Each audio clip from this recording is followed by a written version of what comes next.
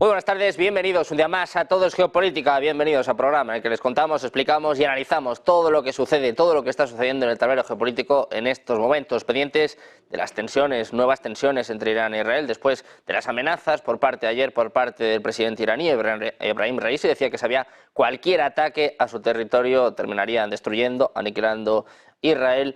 Hoy parece que hay algo más de calma, en concreto declaraciones por parte del alto representante de Asuntos Exteriores de la Unión Europea, Josep Borrell, dice que las tensiones en Oriente Medio se están suavizando. Básicamente dice que estamos evitando el abismo. Pendientes de todo esto, mirando por supuesto a lo que sucede en Oriente Medio, pendientes también de la operación en Rafah, que parece cada vez más inminente, vamos a fijarnos también en Europa, en cómo está aumentando el gasto en defensa, sobre todo después del anuncio de ayer por parte del primer ministro, Rishi Sunak, hablaba de un 2,5% de su PIB para 2030. Vamos a contarles todo esto y también cómo se está rearmando toda Europa y cómo están en niveles de gasto en defensa pues mayores o prácticamente el mismo nivel que antes de la Guerra Fría. Enseguida ahondamos en todo esto, miramos también a las provocaciones de la OTAN a Rusia, estos movimientos, este Steadfast Defender que está teniendo lugar cerca de la frontera con Finlandia, también con Suecia. Ha habido ya respuestas, reacciones por parte de Zaharova, la portavoz del Ministerio de Asuntos Exteriores de Rusia, y pendientes también de Ucrania. Siguen los ataques a depósitos de combustible rusos después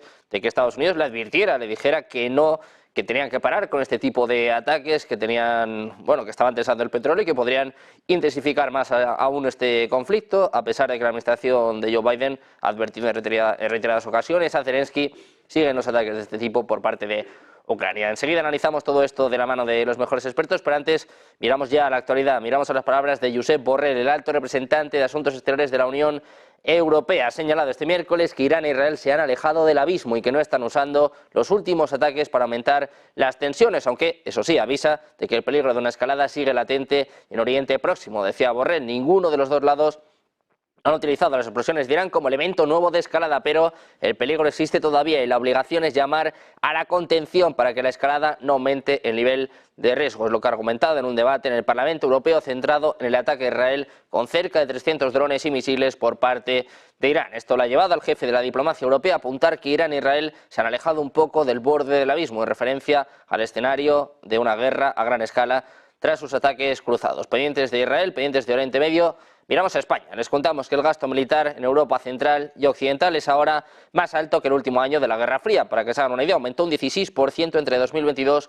y 2023 y en algunos países, como Polonia, hasta duplicó con creces su presupuesto de armas desde 2014. El inicio del conflicto en Ucrania ha sido el principal motivo de esta subida. Según nuevos datos publicados por el Instituto Internacional de Investigación para la Paz de Estocolmo, Europa ha experimentado un aumento generalizado del gasto militar desde principios de 2022, alcanzando un total de 552.000 millones de euros en 2023. El aumento es un 16% más de lo que los países afectados gastaron en 2022 y un 62% más en comparación con 2014, donde el gasto fue de 330.000 millones de euros. Todos, menos 3 países miembros de la OTAN, en concreto Grecia, Italia y Rumanía, han aumentado su gasto militar en 2023. Pendientes de Europa, apuntamos también a la OTAN, miramos a estos movimientos, estas provocaciones que dice Rusia que se están llevando a cabo. Dice Zaharova, la portavoz del Ministerio de Asuntos Exteriores ruso, que los ejercicios de la OTAN, que comenzarán el 26 de abril en Finlandia y en las proximidades de la frontera ruso-finlandesa, son de naturaleza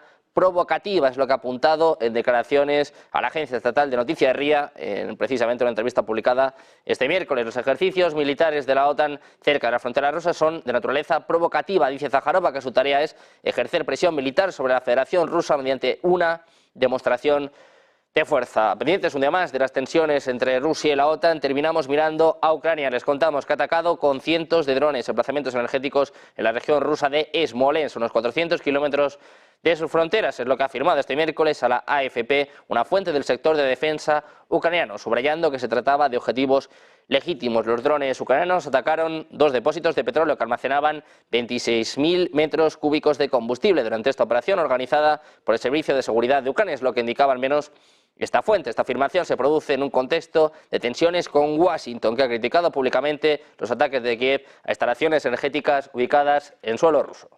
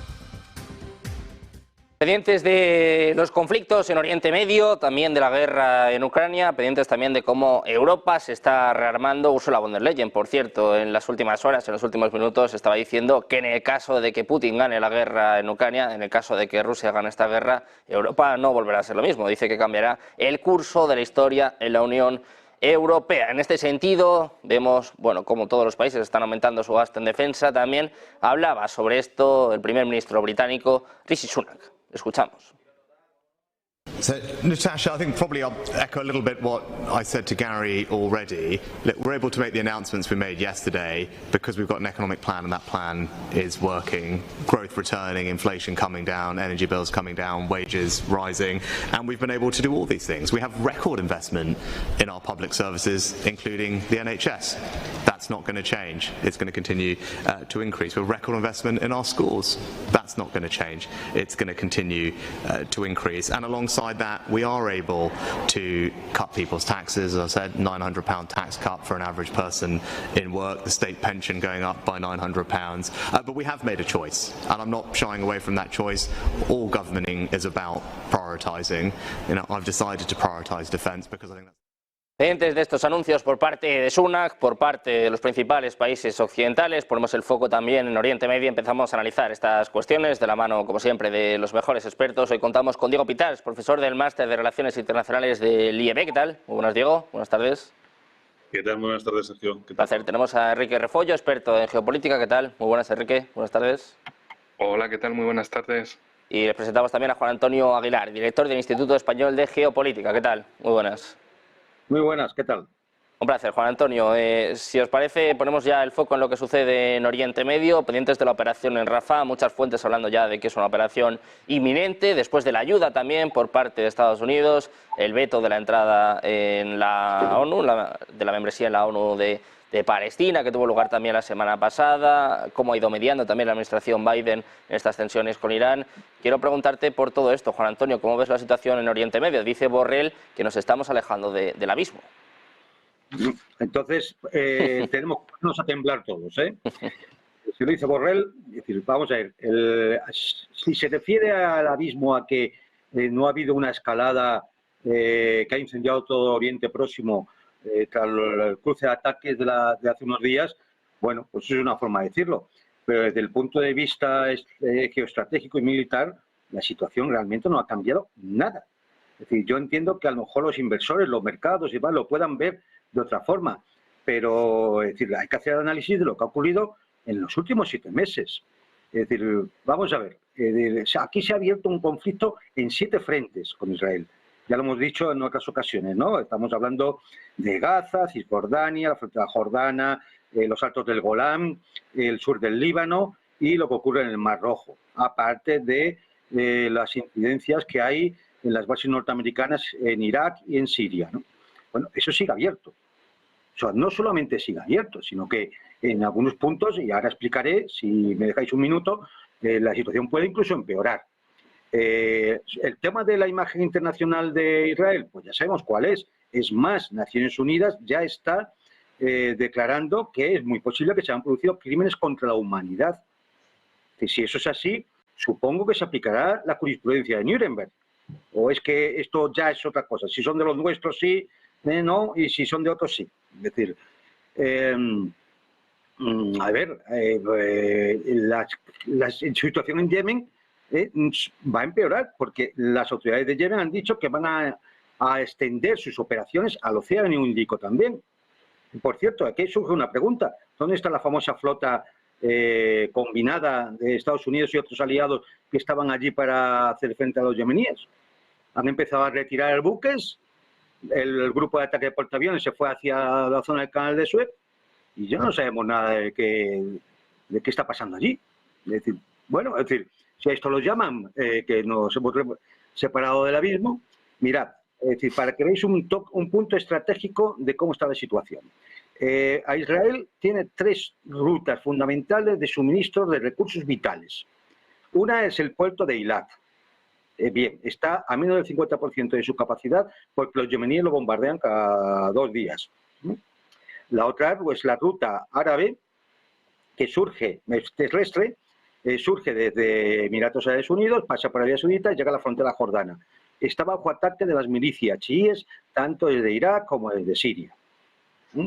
Aparte de los lógicos conflictos que están en la propia Jordania, entre la población jordana, en la frontera. Y luego tenemos el otro puerto, que es vital, que es el puerto de Haifa. Bien, el puerto de Haifa, desde ayer ya empieza a estar cerca del objetivo de los cohetes de Hezbollah, que ya ha aumentado la profundidad de sus ataques a más de 20 kilómetros tras la frontera israelí. Es decir, si este puerto también cae bajo fuego, es decir, se va a bloquear en gran parte. Esto es un problema estratégico para Israel, que se puede quedar, que es lo que busca Irán y sus aliados en la zona, lo que buscan, que es asfixiar la economía israelí. En ese sentido, todo sigue igual. ¿Qué va a hacer Israel? No lo sabemos. Siguen con sus planes en Rafah, pero es que esto sigue siendo alargar una guerra en que no van ganando.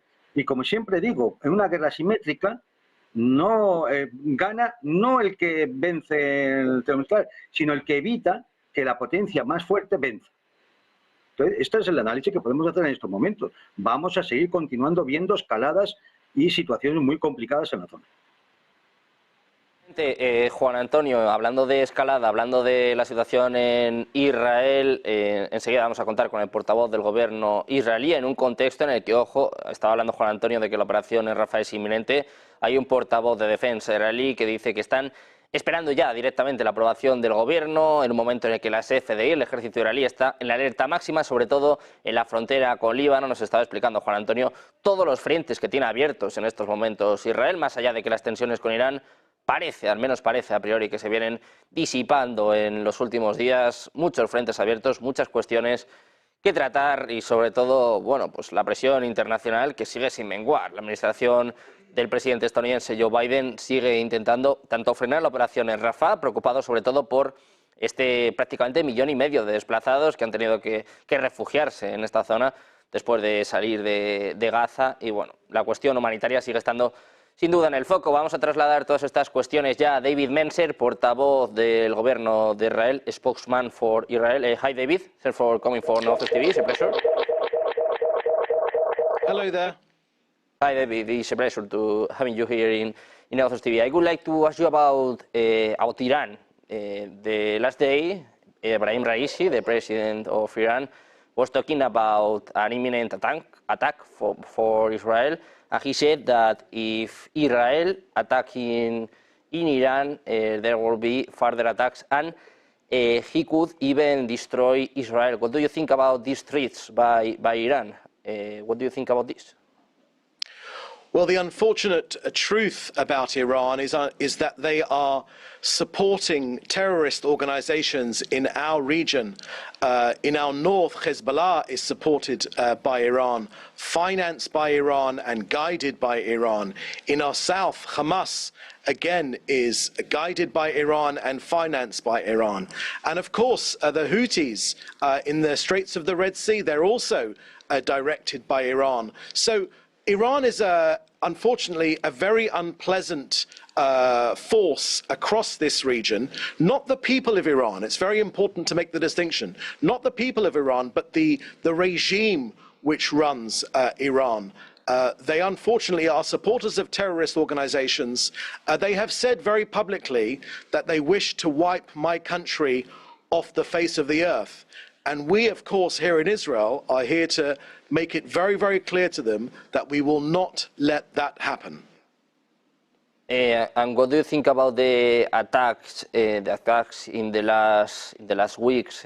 What do you think about these tensions with Iran? Could it go further? Could it go even more? Or do you think that it's okay with these attacks? Well, I can tell you that approximately 10 days ago, Iran fired 350 launches at us. Those are suicide drones, ballistic missiles, cruise missiles. Israeli fathers and mothers, mums and dads were running in and out of bomb shelters trying to protect themselves. This was a direct attack by the Iranian regime at my people. Which is the first time that has actually happened. but I want to be quite clear with you that we will not let Iran continue to threaten our people. Experience has taught this country that evil must be stood up to. It must be confronted. We cannot let the regime in Iran, the terrorists of Tehran, challenge this country unrestricted. We will stand up to them. And you know, they're not only our enemies here in Israel, but they're your enemies. They're enemies of any democracy anywhere in the world. So we will stand up to them. We're on the front line of this struggle, but we will prevail because we've got right on our side. David, apart from talking about Iran, I would like to ask you about the operation in Rafah, an operation that seems imminent. What are your plans there in Rafah, and what about the news talking about an imminent operation? So the Prime Minister has made clear that our plans are unchanged. The Prime Minister has said that we've destroyed about 18 or 19 of Hamas's battalions in Gaza, which leaves 4 battalions of Hamas still in Rafah. We no longer agree to live next to this genocidal, murderous, terrorist army. We know that we've put out about 80% of the fire of Hamas, but 20% still remains. If we do not evict Hamas, destroy Hamas in Rafah, then we know that Hamas will regroup, will retake over Gaza, and will attack us again, because that's what they say. They say it very, very clearly.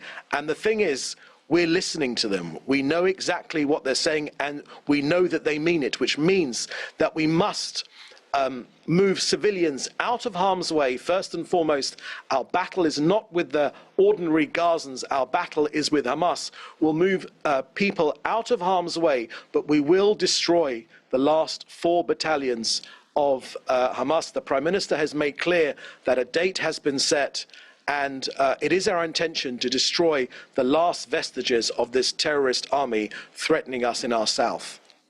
David, and what about the people displaced in Rafah? A lot of people is talking about more or less 1.5 million of people displaced in this city, in this site. What do you think about this, and how can you protect their lives? So, just to remind you that this was not a war that we wanted or war that we asked for. This was a war which Hamas waged upon my people. Now, the last 6 months' experience, the last 200 days of fighting has already shown that we work very, very hard to remove civilians from harm's way. We move them out the way, and then we go for Hamas. We know that we've killed over 13,000 of Hamas and Islamic Jihad terrorists. We've wounded and we've apprehended about the same amount, so that's about 26,000 Hamas terrorists off the battlefield. But we've done something which no army has ever done before, which is why General Petraeus in the US, the former US Army General, Colonel Richard Kemp, the head of British forces in Afghanistan, and Colonel John Spencer, excuse me, from West Point, the head of urban warfare in West Point, have said that Israel has set the gold standard when it comes to getting civilians out of harm's way and targeting the terrorists. Hamas hide amongst people, they don't wear uniforms, they hide in schools and mosques and hospitals, but when they fire at us from the midwife unit of a hospital, you can be sure that it's not midwives. It's not maternity midwives firing at us, it is Hamas terrorists. We know how to destroy Hamas, and we're going to finish the job, while of course doing our utmost to keep Gazans, ordinary Gazans, out of harm's way. Our fight is not with ordinary Gazans, our fight is with Hamas, and they will be destroyed. David, what about Lebanon? We are talking about Hamas. What about Hezbollah? We were telling some news about the Israeli army is raising its alert level and closing the streets and roads adjacent to the border with Lebanon. What about this war with Lebanon, with Hezbollah, and this alert from the Israeli army? So once again, it's Iran with its nefarious effect on this region. Iran are guiding Hezbollah They fired many rockets at us, many drones, some of them have had a deadly effect. You know, there are 60,000 Israelis that have left the north of Israel because they're in rocket range of Hezbollah. We must allow those people to come home, which means we need to ensure that the threat to Hamas does not affect Israel anymore. We've been quite clear on this. We don't want another war on our northern border. We want a diplomatic resolution. Of course, United Nations resolutions say very clearly that Hezbollah should not be up against our border. They should be behind the Litani River. That's what UN resolutions say. We want a diplomatic resolution, but if that diplomatic resolution is not possible, we will push Hezbollah back by force. Again, it's not what we want, but we will do it because this country will be defended. 60,000 Israelis being moved out of their home for more than 6 months now is not acceptable. We refuse to accept Hezbollah's and their backers, Iran's efforts to displace us. This country will be defended. David, I would like to ask you about your relationship with the Biden administration. There have been a lot of news talking about some pressures from Biden to Netanyahu, some phone calls. What do you think about this and these pressures of the Biden administration? Well, I think it's a good question because the relationship between the US and Israel has, of course, been extremely close. We've been side by side, shoulder to shoulder for decades and decades and decades. And even today, 6 months, more than 6 months into this war, the objectives which Israel has set out of destroying Hamas, of bringing back our 133 hostages and ensuring that Hamas does no longer poses a threat to us from Gaza, those are the same objectives shared by the Americans. Now, the bipartisan nature of that relationship is extremely important to us. We are extremely grateful that the US Congress has agreed an increased aid package to help us push back the Iranian influences in this region. And the reason that they've done that, is because we're on the front line of this fight against Iran, but Iran is not only our enemy here in Israel. Iran is also the US enemy, and it's also the enemy of any democracy, any freedom-loving country. They're a fundamentalist Islamic organization which seeks the destruction of my country, but you shouldn't think it will end there because they're after any freedom-loving country anywhere in the world. But we're on the front line and we're here to stop them. And as I say to you again, this country will be defended. David, the last question. I would like to ask you about the possible sanctions by the United States, by the Biden administration for against an IDF unit. What do you think about this news? What is true about this? Well, the Prime Minister has made very clear his opposition to those moves. We think that they're not a good idea. All of our people here in Israel, this is a citizens' army here in Israel. Almost everyone serves in the army. This is not a professional army, it's a people's army, which means that everyone on the street is either in or out of reserve duty. We had 350,000 Israelis which rejoined the army to be able to put out this threat from Hamas and Hezbollah and Iran as well. That was 150% call-out rate, so another 50% in addition called out, because there is unity in this country. There is unity on the objectives to destroy Hamas and to push Hezbollah back, and of course to bring back our 133 hostages. 36 of them have already been murdered by Hamas, but we need to get those people out. 200 days in Hamas captivity is more than enough. They need to come back right now, but we know that it's only with sustained military pressure and diplomatic efforts, which we want to do as well, that we will bring those people home. Well, David, thanks for coming here for Nowthers TV. It's been a pleasure having you here in Nowthers. Thank you, David. Good to speak to you. Thank you very much.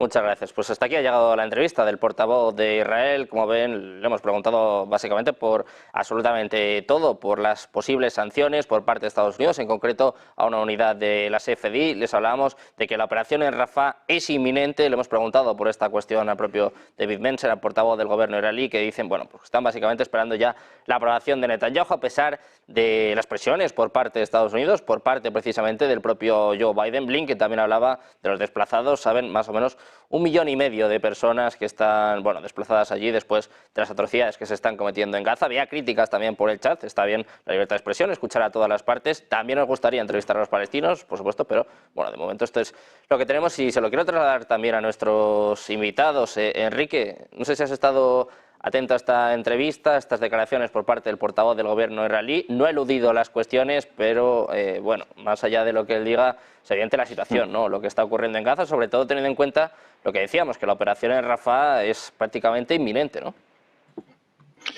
Sí, bueno, ellos quieren terminar la situación en Rafah, pero la cuestión es qué va a pasar con esos casi 2 millones de palestinos que siguen ahí. ¿A dónde van a ir? ¿Qué van a hacer con ellos? Esa es la gran pregunta de todo este asunto, porque han ido echándolos desde el norte de la Franja de Gaza hacia el sur, y ahora ¿qué va a pasar con ese último tramo? Y también, por otro lado, qué va a pasar en relación con los países vecinos, porque ya hemos visto cómo incluso países árabes cercanos, como Arabia Saudí o Emiratos Árabes, al final tienen que acabar decidiendo qué vale más, el apoyo a Occidente o el apoyo a alguien, en definitiva, árabes y musulmanes, como son los palestinos. En fin, al fin y al cabo, también esta situación tiene otras aristas, como yo destacaría, porque justo revisando Twitter encontré un comentario de la cuenta llamada Mossad Commentary, que tiene más de 300.000 seguidores, y una respuesta de Scott Ritter, el famoso analista y exmilitar estadounidense, porque hablaban del reconocimiento facial para determinar si habían participado en protestas pro Hamás en las universidades, y en ese caso sus trabajos, o sea, sus puestos de trabajo y sus grados académicos no tendrían valor alguno y sus oportunidades de trabajo serían limitadas. Y Scott Ritter, el exmilitar estadounidense tan conocido por muchos, les respondía de que es una acción de doble sentido y que el reconocimiento facial también puede determinar si participaron en crímenes de guerra contra el pueblo de Gaza. Y esto es muy importante destacar, fuera de ese comentario, por precisamente las sanciones desde Estados Unidos contra una unidad militar de las fuerzas de defensa de Israel. También Scott Ritter señalaba que serán perseguidos esos criminales de guerra por el resto de sus vidas, sin saber nunca cuándo ni cómo se hará justicia, pero Ritter está seguro de que así será y el precio que se pagará será severo. Es decir, en Estados Unidos también hay un hartazgo de toda la situación que está aconteciendo, de esos crímenes absolutamente evidentes, y lo que quieren es precisamente evitarlos, pero no hacer argumentos de un solo sentido diciendo todos los de Hamás son terroristas y por tanto también los palestinos, y si estás en contra mínimamente de lo que está haciendo el Estado de Israel y sus fuerzas militares, pues ya eres pro Hamás. No, no es así. Y tampoco los otros se dedican a hacer acciones absolutamente limpias, y si se les aplicara las mismas medidas que pretenden aplicarles a los otros, resulta que el telón se descubriría con muchísimos crímenes, y quizá muchísimos más crímenes en el lado que se hace limpio, en el lado israelí, que en el otro lado, lo cual sería algo absolutamente atroz y destructivo, no solo para la imagen de Netanyahu y del Estado israelí, sino también precisamente para su gran soporte, que es Estados Unidos, y en concreto la administración Biden actual, y como tantas veces se ha repetido y se seguirá repitiendo, tienen la cuestión de las elecciones en noviembre, las presidenciales. No saben qué es lo que va a pasar de aquí hasta noviembre. Lo que quieren es que se limiten conflictos y que Biden pueda decir que ha conseguido la paz en Oriente Medio, ha conseguido vencer en Ucrania, está acojonando a los chinos en Asia Pacífico y ha derrotado a los hutíes en Yemen. Sí, de ilusiones también se vive, pero la realidad es muy distinta. Diego, quiero preguntarte también por esta cuestión. ¿Cómo ves la situación en Oriente Medio? Como le preguntaba antes a Juan Antonio, como él nos decía, es verdad que si Borrell dice algo puede suceder lo contrario, pero bueno, después de semanas alertando, diciendo que estamos al borde del abismo, también lo decía Guterres, parece que se han calmado un poquito las tensiones, ¿no? Sobre todo entre Irán e Israel, no a través de las milicias, porque como contábamos, el ejército israelí está en alerta máxima ahora en la frontera con Líbano. ¿Cómo ves tú esta situación, Diego? Pues yo la veo, pues como hace 2000 años, y hace 1500 años, y hace 1000 años. O sea, que esto es un tira y afloja continuo que hace apenas unos meses, en octubre, está, entre comillas, todo tan tranquilo y encauzándose. Acordémonos que teníamos ahí acuerdos con Arabia Saudí, etcétera, etcétera, que ya estaban a punto, y de repente, ¡bum!, se monta la que se monta. Yo creo que esto este va a ser el cuento de nunca acabar. Yo, con todos mis respetos hacia el señor Borrell, yo no me creo que estemos alejándonos del abismo. El abismo está ahí de manera constante. Los análisis que se han hecho con anterioridad son clarísimos, desde infraestructuras que son las que apoyan directamente a Israel para el abastecimiento, hasta la situación de quién es quién, cómo se reparte el terreno, quién está atacando a quién. Ahora mismo es de una confusión o de una información súper confusa. Entonces, realmente, o sea, seguramente Borrell tiene más información que yo, no lo voy a dudar, ¿no? Pero si analizamos realmente qué es lo que está ocurriendo, yo soy muy cauto en el sentido de que es que no sabemos si mañana va a haber otro ataque de Irán o si mañana va a haber otra respuesta de Israel. Teóricamente, es verdad que las aguas vuelven a calmarse, pero es que la tensión es palpable, la tensión, o sea, es continuada, y son pueblos que no olvidan. Entonces, claro, ante esto siempre nos preguntamos, ¿y quién está primero? ¿Quién es primero? ¿Qué es primero? ¿O la gallina? ¿Quién es el que ataca primero? ¿Quién es el que se defiende? O si la defensa o el ataque es una legítima defensa previa a un posible ataque que tú me podrías hacer. Yo creo que la tensión va a seguir. O sea, lamentablemente va a seguir. Tenemos en cuenta que no me acuerdo si han sido 8.000 millones, me parece que han sido los que ha destinado el Congreso de Estados Unidos para apoyar a Israel en este sentido. 23.000. 23.000 millones. Oye, no sé, yo hay días que no los gano. 23.000 millones para poder abastecer, para poder, no voy a decir continuar, pero para poder seguir en esta lucha. Oye, claro, es que yo te doy 23.000 millones, ¿cuánto va a dar Arabia Saudí o cuánto va a dar Irán o cuánto va a dar para que esto siga? Pues podemos seguir así sin edie, y además hay un problema añadido a todo esto, y es que si fuera una guerra económica, diría, pues mira, pues te aplasto, me quedo con lo tuyo y Santas Pascuas, aleluya. Pero es que hablamos de guerras religiosas, hablamos de guerras de credos. Entonces, yo creo que eso es muy difícil de extirpar de la zona.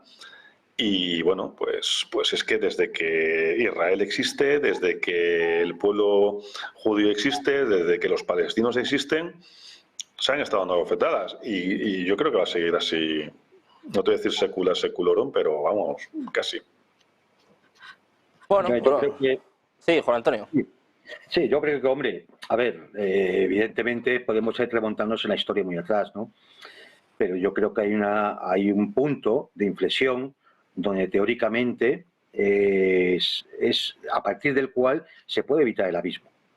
Es decir, cuando hay una resolución de las Naciones Unidas por la cual se crea el Estado de Israel, en esa misma resolución, no en otra, en esa misma, está la creación del Estado palestino. Luego, posteriormente, han venido decenas de resoluciones y de acuerdos, como el de Oslo, por ejemplo, ¿no? Pero simplemente tomando esa de partida, que es lo que fundamenta, es la que se fundamenta en el derecho internacional y para la cual el resto de resoluciones están basadas en esta, yo creo que la única forma que hay de evitar el abismo, seguirá habiendo conflictos y problemas, pero la única forma de evitar el abismo es la creación del Estado de Israel, del Estado palestino junto al Estado de Israel. Eso ahora uno puede decir que es muy difícil, no sé, en fin, podemos argumentar lo que se quiera, pero la solución va por ahí, porque si no, no hay salida. No hay salida. Y si esto no ha llegado ya a una situación realmente sangrienta del todo, es porque el Estado de Israel está sostenido, sujetado, amparado, entrenado, armado y financiado por los Estados Unidos, que en última instancia son los responsables de todo lo que ocurre ahí. En última instancia, porque cae sobre ellos todo el peso de que no se puede aplicar como se debe el derecho internacional. Y basta para ello la última resolución del Consejo de Seguridad de Naciones Unidas que obligaba a un alto el fuego en Gaza y mirad lo que estamos viendo.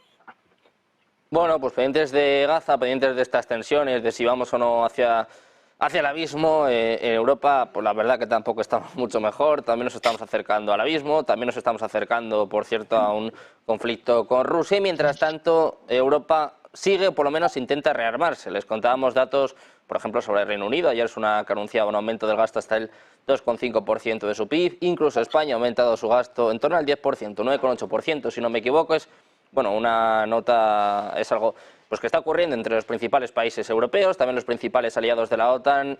Juan Antonio, quiero preguntarte por esto, quiero preguntarte si ya estamos en modo de guerra fría, si la economía europea empieza a entrar en una economía de guerra, porque parece que algo están viendo, ¿no? O algo quieren, algo están buscando, cuando es algo tan común, ¿no? Cuando todos los países están en la misma línea. Hombre, es que son todos la misma banda. Y además los maneja el mismo, o sea, es que también es lógico. En eso no creo que haya mucha extrañeza, Sergio. A ver, sinceramente, ponernos en modo guerra fría, ¿qué significa eso? Significa que nos van a meter la mano en el bolsillo a todos para pagar un gasto militar exageradísimo. Acordaos que pues ya planificaron que tenía que ser en 10 billones con B de euros el rearme europeo. Yo no sé cuáles son las razones por las que piensan que es necesario esto. Ellos hablan del carácter expansionista de Rusia, pero aquí lo único que vemos es que la que se expande es la OTAN hacia el este. Yo no veo expandirse a Rusia hacia aquí. Es decir, lo que veo es expandirse a la OTAN hacia el este. Lo que veo es hacer maniobras de la OTAN permanentemente, ¿dónde? En el este. Como si en los territorios de la OTAN no hubiera espacio para hacer unas maniobras. Todas tienen que ser allí, en la frontera de Rusia.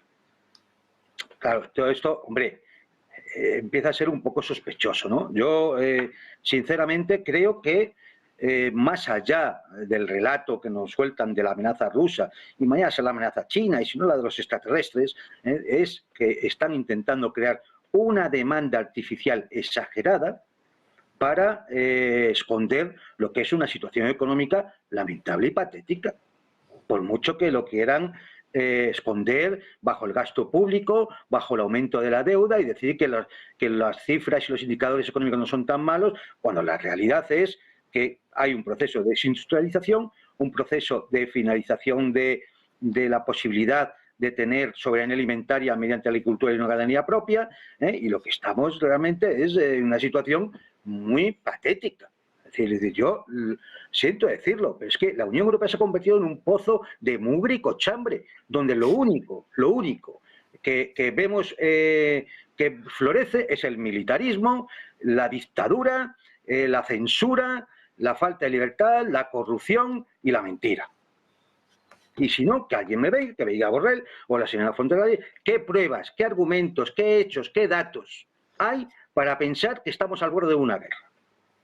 O sea, ¿tienen algún plan? ¿Los servicios de inteligencia lo han encontrado? No sé, ¿hay algo? ¿Hay concentración de tropas rusas en las fronteras? Es decir, ¿algo? ¿Tienen ustedes algo? ¿O todo es un relato para justificar otra cosa? Porque esta es la cuestión. ¿Qué es lo que tienen ustedes? Aparte de la cara muy dura. Es decir, ¿tienen alguna información? ¿Hay algo? Porque, a ver, dividan ustedes 10 billones de euros entre la población de la Unión Europea y, bueno, la población de la OTAN. Es que salen unos miles de euros por persona, ¿eh? Eso es lo que vamos a tener que pagar todos para que el complejo militar industrial norteamericano, francés y un poquito el alemán se llenen los bolsillos en base a una amenaza que no nos demuestran, de la cual no hay indicios. de la cual lo único que hacen es provocar en las fronteras, a ver si los rusos se cabrean, dan un tortazo y dicen, ¿veis cómo había una amenaza? ¿Veis cómo había una amenaza? Porque claro, cuando se hacen todas las maniobras en la frontera rusa, ¿qué es lo que se espera? Pues que haya algún incidente, o un accidente, o alguien cometa una locura, ¿no? Eso es lo que estamos esperando, a eso jugamos, ¿no? Para luego poder justificar, ¿veis cómo hay una amenaza? Ya está, ¿ves? Demostrado, hay una amenaza rusa. Venga, 10 billones, no, 20 billones. Es decir, ya está bien. Yo no sé, yo esperaría que las poblaciones europeas ya de una vez voten conscientemente de lo que están votando y el próximo Parlamento Europeo sea algo muy distinto que la covacha en lo que se ha convertido actualmente. Y ya no digo la Comisión Europea, porque al fin y al cabo, oye, Ursula von der Leyen, ¿quién la ha votado? No, ellos. Se lo han designado entre ellos. Pero igual Stoltenberg. ¿Quién es Stoltenberg? Aparte de un funcionario, ¿quién es? Un tipo que han puesto ahí, que lo han votado a ellos. Esta es la realidad. Aquí los pueblos europeos están desaparecidos. Solo existe esto. Unos señores en Bruselas que pasan del edificio de la OTAN al edificio de la Comisión Europea y viceversa. Y ahí se van, ellos se hacen el rebujito y deciden lo que hay que hacer. Y además lo que hay que pensar y lo que hay que decir, porque si no, te censuran. O peor, te encausan, te imputan algo. Enemigo del pueblo, traición al Estado, prorruso, agente del Kremlin y amigo de Dios sabe quién, de Kim Jong-un. Es decir, yo creo que es muy poco serio esto, de verdad. Muy poco serio porque es tomar a las poblaciones, tomarlas por idiotas. ¿Qué es lo que más me cabrea? Por lo demás. Nosotros intentamos hacer todo lo contrario, Juan Antonio, intentamos no tomar por idiotas, desde luego, a nuestros espectadores. Enrique, quiero preguntarte también por esta cuestión. Me ha parecido interesante esta reflexión que hacía Juan Antonio. ¿Qué argumentos hay para decir que estamos tan cerca de una guerra y por qué estas provocaciones a Rusia? ¿Por qué hay tantas maniobras justo en su frontera? Están buscando, lo que él decía, un accidente, un incidente que pueda justificar una guerra. Necesitan hacer la campaña de comercialización, de marketing de guerra antes de hacer la comercialización masiva del producto, es decir, de la venta de armamento.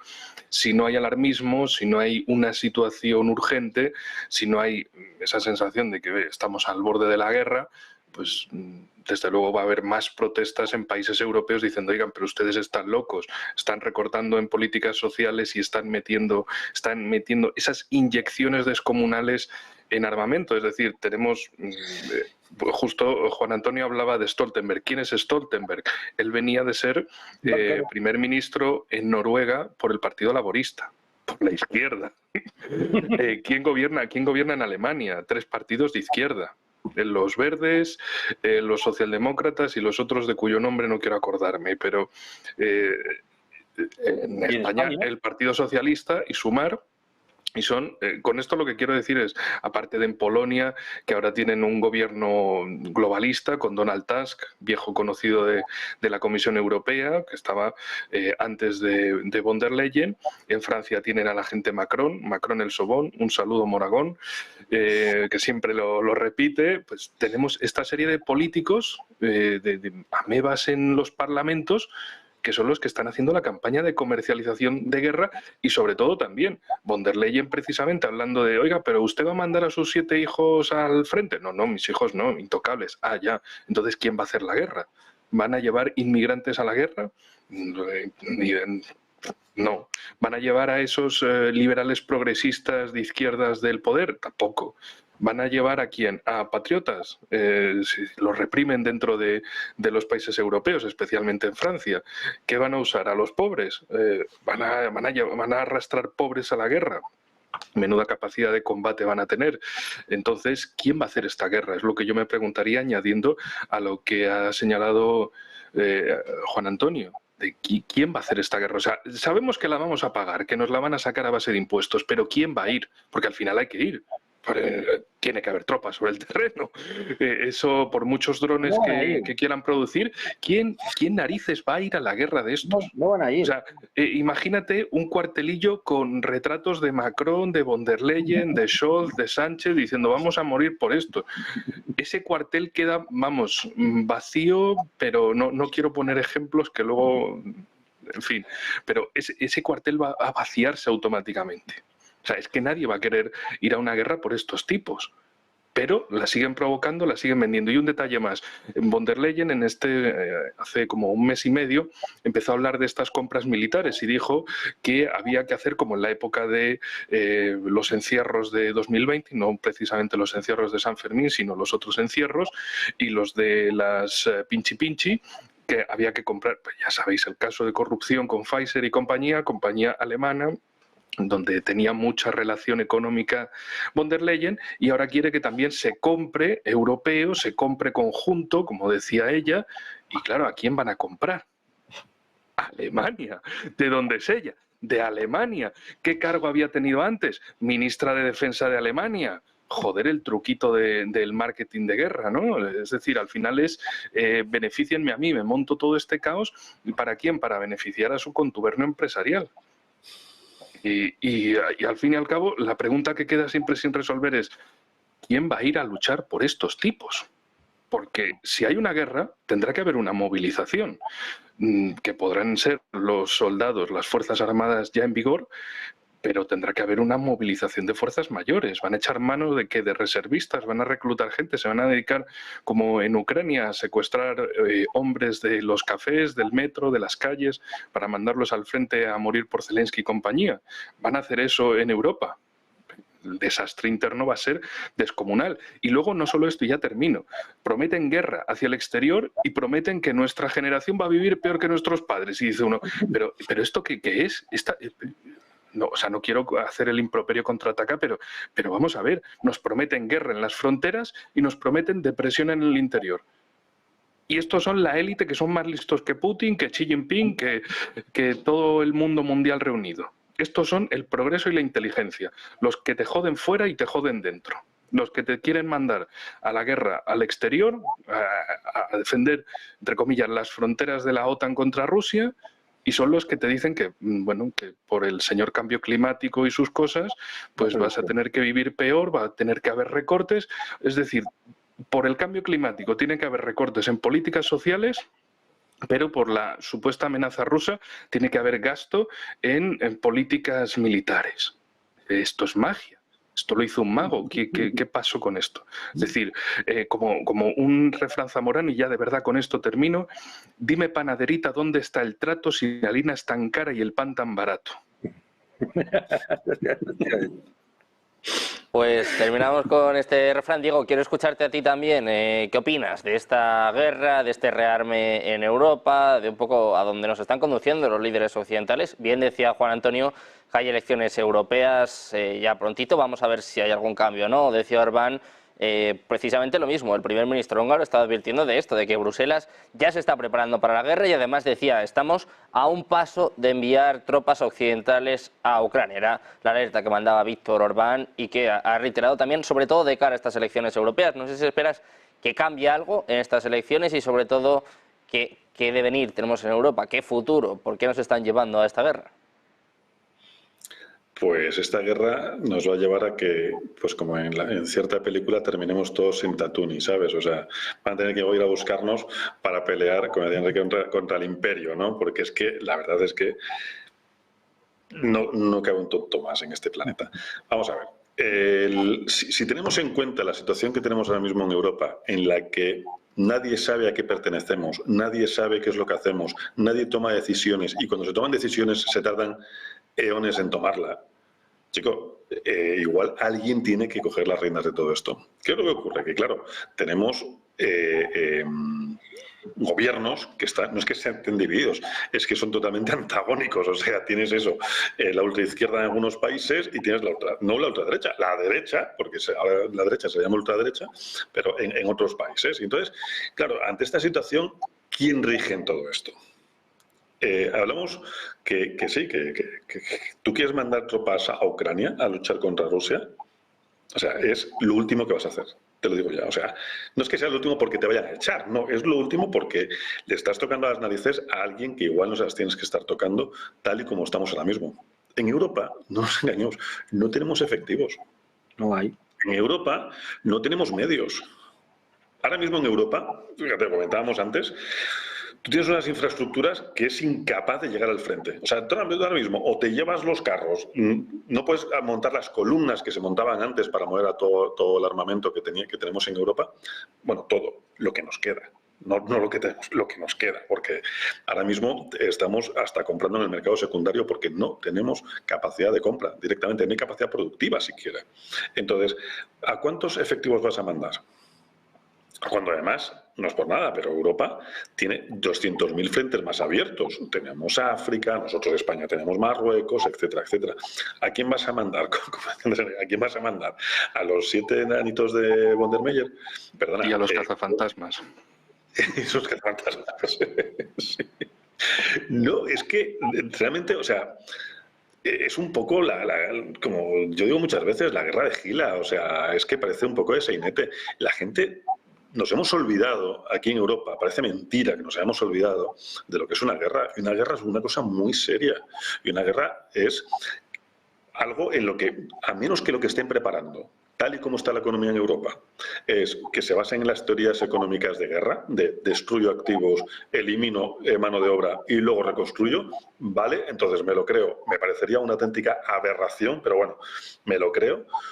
O directamente no sé qué están jugando, porque esto de, oye, pues yo te digo no sé qué, pues yo te digo no sé cuánto, estos dimes y diretes no son nada buenos. Y alguien se va a calentar demasiado y a alguien le va a explotar en las manos todo este sainete. Tengamos en cuenta que antes las guerras se luchaban hasta por ideales, por principios, por economía, si quieres, hasta por guerra, ¿no? Por tener dinero. Hoy en día, ¿qué quieres? Yo particularmente, bueno, estamos aquí, yo creo que somos una generación que sí que hemos vivido lo que era el servicio militar o el ejército profesional, pero profesional. Tú ahora mismo, no pongo la mano en el fuego por nadie, pero de 18, 20, 22 años, no digo en España, digo en Europa, les dices que se vayan al frente, el corte de manga que te pegan es ahí te quedas porque va a ir Rita la Cantadora, yo no voy.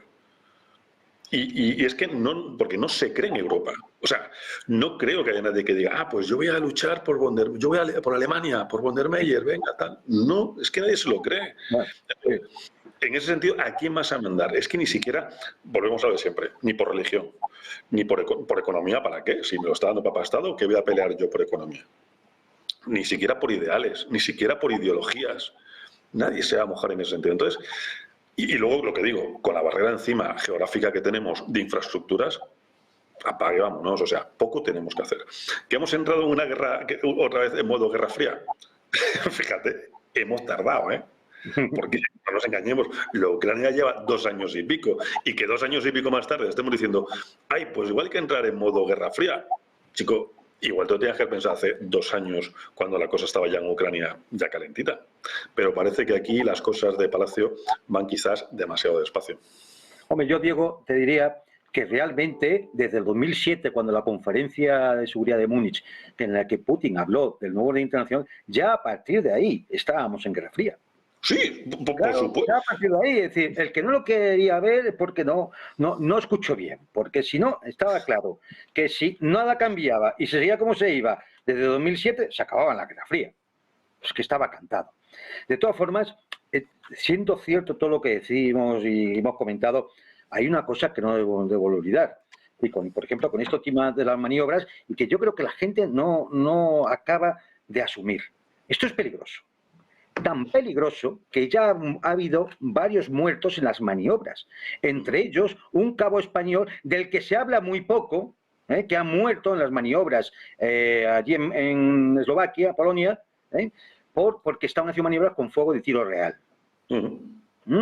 Es decir, entendamos que ya en varios países van a llegar un ataúd ya de zinc.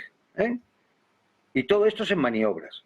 Que asuma la gente lo que significa entrar en una guerra industrial de desgaste que puede durar años, si no acaba en un enfrentamiento nuclear, puede durar años, y el coste humano, ya no digo el económico, social, y demás, el coste humano que eso puede tener. ¿Para defender qué? Porque esa es la pregunta. Como bien decías tú, Diego, ¿qué vamos a ir a defender? ¿Por quién vamos a dar la vida? ¿Por quién? ¿Por qué? Y claro, miras a Bruselas, ves el panorama y echas a correr. Claro, Pues echas a correr en la otra dirección. nosotros también tenemos que correr un poquito, dejamos esa pregunta en el aire, Juan Antonio. Por cierto, nosotros informamos de la muerte, desgraciadamente, de este militar español, vamos, directamente al minuto, pero es cierto que no se ha hablado lo suficiente, tampoco por parte de la administración española. También las cosas la primera. hay que... Me interesa, esto me interesa. Claro. Luego. Pues bueno, nosotros vamos a seguir hablando de la economía, de la geopolítica. Os damos las gracias a los tres, como siempre, por explicarnos también, por analizar lo que está sucediendo. Un placer, muchas gracias, Juan Antonio, Diego, Enrique, un placer. Buenas tardes. Hasta la próxima. Gracias, que tengan buena tarde. Seguimos pendientes de la actualidad económica, geopolítica, de todas las últimas horas. Una pausa, unos minutos y seguimos con la mejor información en Negocios Televisión.